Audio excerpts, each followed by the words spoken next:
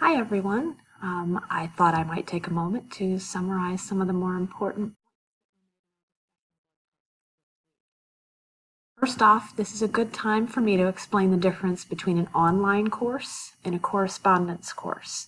You may have heard of Western Governors University. They had a recent problem with accreditation of their online programs.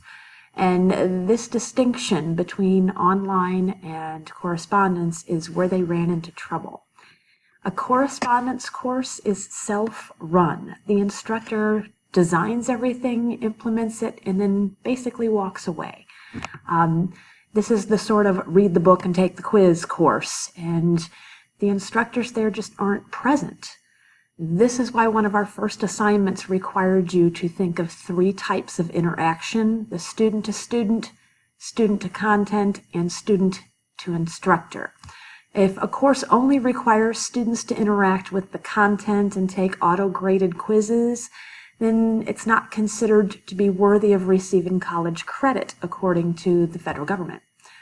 Automatic responses to quiz questions, they don't count either as that substantive, regular interaction between instructor and students. And it can't be entirely student-driven. You have to have a presence in the course that you initiate conversations with students, as well as having them initiate them with you. So just saying the email address is available to them isn't enough for it to be considered substantive, regular, instructor-driven interaction. If you post announcements regularly or you interact on the discussion boards, then students know that you are there and have a presence. If you require a virtual conference, then that will also add to your presence. So you kind of have to take part in your course yourself. That's the best way to go about ensuring that you are giving good, regular, substantive interaction. If you only check in at midterms and finals, it doesn't qualify. Next, there were a lot of questions about Blackboard versus Canvas, and we are currently investigating multiple learning management systems. We did have a pilot for Google Classroom this past year, and since it didn't have a very robust interface for administrative level, sort of the things that I do with troubleshooting problems that Blackboard has, we can't do that with Google Classroom. There's also no way for us to run reports for like financial aid or participation. Google doesn't allow for any of that. Blackboard does, as well as a lot of other LMSs too. So we are investigating. Blackboard isn't perfect, but then I don't know that the perfect one really exists. Regarding course copy, that Canvas has an easy way to do that. Blackboard does as well. It's very simple, and you could even do one if you have a course in Canvas and you want to import it into Blackboard. Give me a call and I'll try to get it to the point where we can have you go in and do a bit of double checking, and it should be good to go. It's definitely going to be a time saver if that's possible for you. One of the biggest challenges as an online instructor is to learn to manage your time. It can be very difficult to stay on top of everything. If you're the one who doesn't like to have unread messages in your email inbox, you're going to have to get over that. I am very much like that. I don't like to leave things hanging, but at 9:30 every night I go dark. I will answer an email if it's something that I can attend to quickly. But if it's something that's going to take some time, it's going to have to wait till the next day, simply because I need to be able to turn the class off. There are a lot of people in this section of FCC this year, or this quarter, semester, and I'm going to have to remind myself to just leave some things in the needs grading folder until I get back to them. Don't neglect your own mental and physical health needs. There are some subjects, like mathematics, that are really challenging to teach online. Face-to-face environments allow you to see your students and understand quickly at a glance if they're not getting it or if, oh, the light bulb finally went off. You can address questions in several ways. We're going to discuss some of those options. Discussion boards are a really good one. I'm seeing some great assignment ideas in there using discussion boards, but wikis and blogs can also be helpful.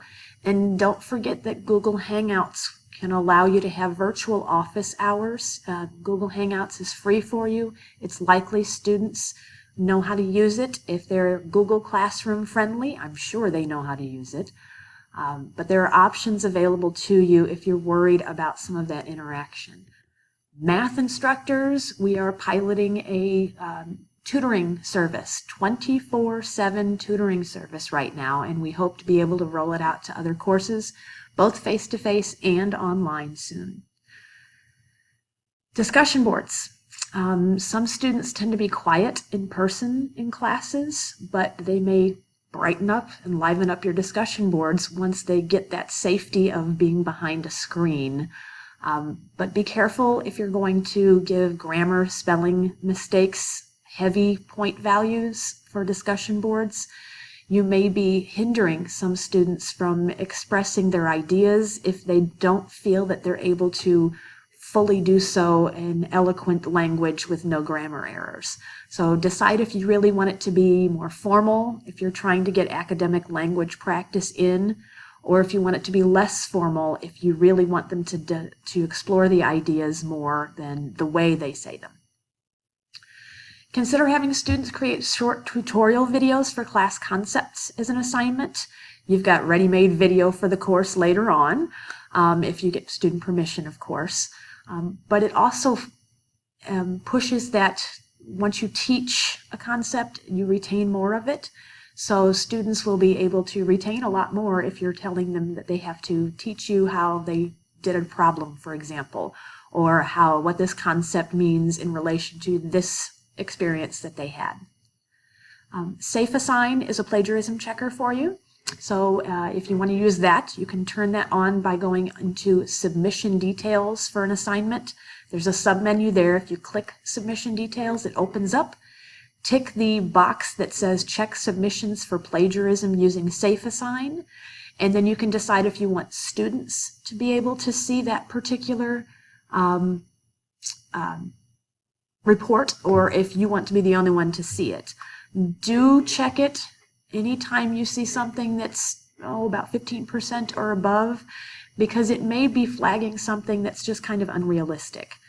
We're looking into possibly adding Turnitin to give you another option there. It might not be embedded in Blackboard, but some faculty prefer using Turnitin instead of SafeAssign, so we want to give options. Another one, the instructor has to set the grade columns to display either the score or the percentage or the letter grade, or whichever one you want. It will only display one, the primary display, to students. You're able to see a secondary display in parentheses, but students can only see the primary. So if you want them to see both a raw score and a percentage, you need to create a second calculated column. Please, though, don't pick average. Pick total column. Average column computes in a completely different way than is expected. It is not going to be an accurate rendering of the student's score for the course. Lastly, I hope you're thinking about the hybrid columns, or the hybrid course, excuse me. The certification for the hybrid courses is very short, very easy to get. There's just a quiz in that module, and you have to attend a face-to-face session with me later in this particular course, probably the last week of the course, maybe the week before that. We can always wait and add that to an extra week after if we need to. I won't know exactly when it will meet. We have to wait and see the time, date, and location once we figure out what works best for as many of you as possible. My guess is that will be in 2 separate sessions. You don't have to attend both, just one of them, whichever one works best for you. But give me about a week before I start sending out the poll for that to find out what works for everyone we can.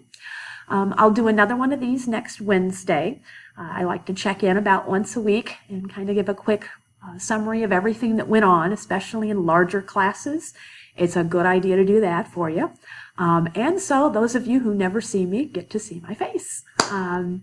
Feel free to give me a call if you need to. I'm at extension 3357, Monday, Tuesday, Thursday, and Friday. On Wednesdays, I'm in Arnold at the conference room there, and I cannot ever remember the number there.